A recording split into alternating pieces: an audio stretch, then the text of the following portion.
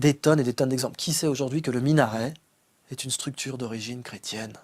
Le minaret, tu sais, je vis en Suisse, j'ai vu la votation citoyenne, je la respecte, je pense qu'ils ont le droit de faire des votations citoyennes et qu'ils doivent le faire.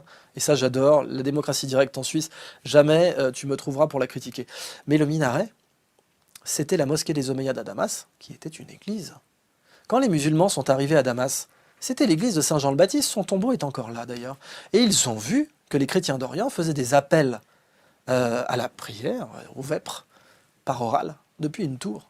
Et ils l'ont copié pour la mosquée stéréotypée par excellence, celle de Kéroua en Tunisie, qui est devenue donc le stéréotype de toutes les mosquées moyen-orientales par la suite.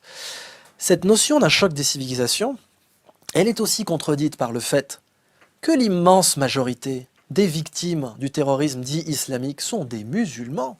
Et ça, ce sont des chiffres qui ne peuvent pas mentir. Quand on regarde combien de personnes sont tuées par an par des musulmans, par des terrorismes islamiques, ce sont des musulmans. Si les terroristes islamiques cherchaient le clash des civilisations, ils le cherchent très mal. S'ils étaient en croisade contre l'Occident, pourquoi ne tueraient-ils pas les Occidentaux, en priorité absolue, plutôt que de faire 95% de victimes musulmanes? Là, tu vois le conflit qu'il y a entre la flore musulmane naturelle et la flore musulmane, je n'ai pas peur de le dire, cancéreuse.